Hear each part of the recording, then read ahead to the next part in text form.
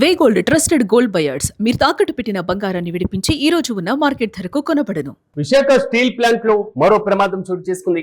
SMS TB బేలో లాడీలకు రంధ్రం పడి ఒక్కసారిగా స్టీల్ మెటల్ మొత్తం కింద పడిపోయింది. స్టీల్ ప్లాంట్ లో నేలపైలింది మొత్తం కూడా ఉక్కు ద్రవం. ఉదయం ఏ షిఫ్ట్ లో 6:30 ప్రాంతంలో ఈ ప్రమాదం జరిగింది. నిన్న ఇవాల్టి ప్రమాదాల్లో ప్రాణ నష్టం లేకపోవడంతో మాత్రం ఊపిరి పీల్చుకున్నారు స్టీల్ ప్లాంట్ యాజమాన్యం. నిన్న SMS2 లో లాడీలకు నుండి ఉక్కు ద్రవం నేలపాలింది. తాజాగా కేంద్రం నియమించినటువంటి 3 కమిటీ కూడా విచారణ జరుగుతుండగానే ఈ వరుస ప్రమాదాలు మాత్రం కొంతవరకు కలకలం రేపుతున్నాయి. అయితే విశాఖ ఉక్కులో వరుస ప్రమాదాలు మాత్రం సంచలనంగా మారుతున్నాయి. ఇప్పటికే 9 మంది ప్రాణాలు కూడా కోల్పోయారు. తాజాగా ఈ రోజు మరో ప్రమాదం చోటు చేసుకుంది. ఆర్గానిక్ రెన్సింగ్ స్టేషన్ లో ఈ ప్రమాదం చోటు చేసుకున్నట్లుగా తెలుస్తుంది. ఆ ప్రాంతంలో ఎవరూ లేకపోవడంతో ఒక్కసారిగా పెను ప్రమాదమే తప్పిందని భావించాలి. ప్రాణ నష్టం లేకపోవడం కొంతవరకు ఊపిరి పీల్చుకునేటువంటి అంశం. లాడీలకు రంధ్రం పడి ఉక్కు ద్రవం ఒక్కసారిగా నేలపాలింది. ఎవరైనా ఉంటుంటే ఆ ఉక్కు ద్రవం దాటికి ఆ వేడికి దాని యొక్క తీవ్రతకు మరింతగా శరీరం పైన పడి కాలిపోయేటువంటి పరిస్థితులు కూడా ఉండేటువంటి అవకాశం ఉంటుంది. అయితే స్టీల్ ప్లాంట్ లో లిక్విడ్ మొత్తం కూడా నేలపాలవడం ఈ రోజు ఉదయం 6:30 ప్రాంతంలో ఈ ఘటన చోటు చేసుకున్నట్లుగా అధికారులు తెలియజేస్తున్నారు.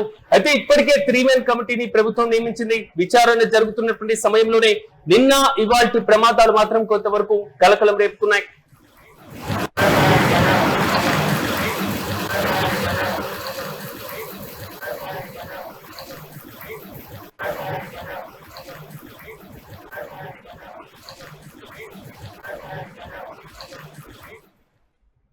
ఇక ఇదే అంశంపై మరింత సమాచారం మా ప్రతినిధి రవి అందిస్తారు. రవి చెప్పండి, విశాఖ స్టీల్ ప్లాంట్ లో నిన్న జరిగినటువంటి ప్రమాదం ఈ రోజు మరో ప్రమాదం చోటు చేసుకుంది. ఉదయం 6:30 ప్రాంతంలో ఈ ప్రమాదానికి సంబంధించిన పూర్తి అప్డేట్స్ ఏంటి? సిరాజ్, విశాఖ స్టీల్ ప్లాంట్ లో ఈ రోజు గురువారం ఉదయం మరో ప్రమాదం చోటు చేసుకుంది. మేజర్ గా 3 రోజుల క్రితం జరిగిన ప్రమాదం నుంచి ఇంకా కార్మికుల లోకం బయటికి ఇంకా తేరుకోకముందే ఈ మరో ప్రమాదం అనేది జరగడం అనేది కార్మిక లోకాన్ని మరింత భయకంపితులను చేసింది. ఉదయం 6 గంటలకి ఏ షిఫ్ట్ ఎక్కినటువంటి ఉద్యోగులందరూ మరొక్కసారి గుండెలు గుప్పట్లో పెట్టుకుని బయటికి పరుగులు తీసే పరిస్థితి ఏర్పడింది. ఇక్కడ SMS1 టీపీ బేలో లాడీలకి రంధ్రం పడి కింద పడ్డ స్టీల్ మెటల్ ని చూసిన ప్రతి ఒక్కరు కూడా ఒక్కసారిగా ప్రాణాలతో బయటికి పరుగులు తీశారు. ఉదయం ఏ షిఫ్ట్ లో 6:30 గంటల ప్రాంతంలో ఈ సంఘటన జరిగినట్లుగా మనకు తెలుస్తోంది. అయితే అక్కడ భద్రతా కారణాల దృష్ట్యా ఎప్పటికప్పుడు ఇలాంటి ప్రమాదాలు ఎందుకు చోటు చేసుకుంటున్నాయి అన్నది ఎవరికి అర్థం కాని పరిస్థితి.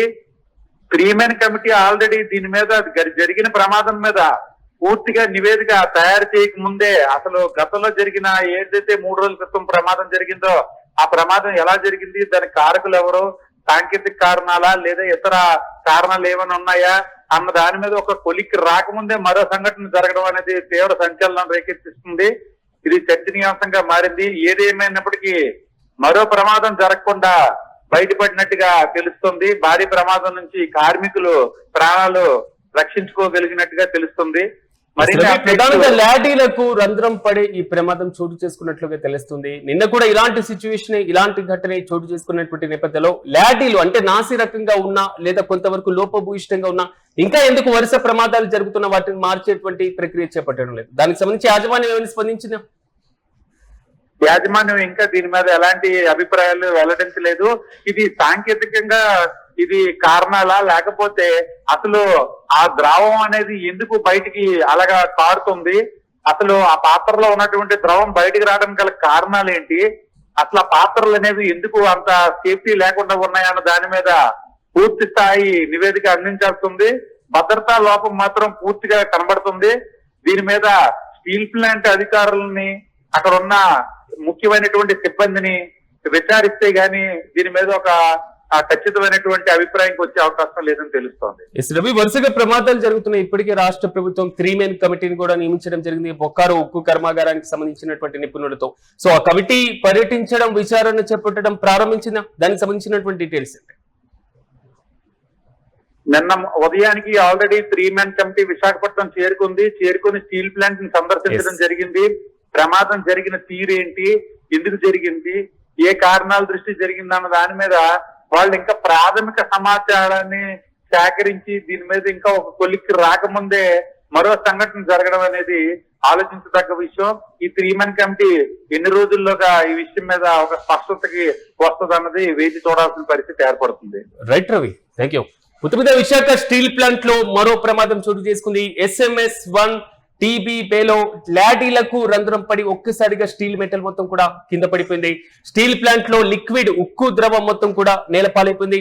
ఉదయం ఏ షిఫ్ట్ లో 6:30 ప్రాంతంలో ఈ ప్రమాదం చోటు చేసుకున్నట్లుగా తెలుస్తుంది. కానీ ఒక్కసారిగా లాడీలకు రంధ్రం పడినటువంటి సందర్భంలో ఆ భారీ స్థాయిలో బగబగా మండుతున్నటువంటి ఉక్కు ద్రవం నేలపాలయ్యేటువంటి సందర్భంలో ఎవరు అక్కడ లేకపోవడంతో మాత్రం కొంతవరకు ప్రాణ నష్టం తప్పిందని ఊపిరి పీల్చుకునేటువంటి అంశంగా భావించాలి. నిన్న ఇవాల్టి ప్రమాదాల్లో ప్రాణ నష్టం లేకపోవడంతో ఊపిరి పీల్చుకుంటున్నాయి స్టీల్ ప్లాంట్ యాజమాన్యాలు. ప్రధానంగా యంత్రాల్లో ఉన్నటువంటి లోపాల లేకపోతే నాసిరకం పరమైనటువంటి ఇంకా వాడకం ఉంటుందా, కాల పరిమితి పూర్తయినటువంటి యంత్రాలు ఇంకా వాడుకలో ఉండడం వల్ల అనేటువంటి కోణంలో కూడా అనేక కారణాలు కూడా పరిశీలిస్తున్నారు. నిన్న SMS-2 లో లాడీ నుంచి కూడా ఉక్కు ద్రవం నేలపాలవడం మనం చూసాం. ప్రధానంగా కేంద్రం నియమించినటువంటి 3-man కమిటీ విచారణ జరుగుతుండగానే ఈ వరుస ప్రమాదాలు మాత్రం కొంతవరకు కలకలం రేపుతున్నాయి. అయితే తాజా ప్రమాదం పైన యాజమాన్యం ఇప్పటి వరకు స్పందించినప్పటికీ ఎలాంటి వివరణ ఇస్తుందో మనము వేచి చూడాలి.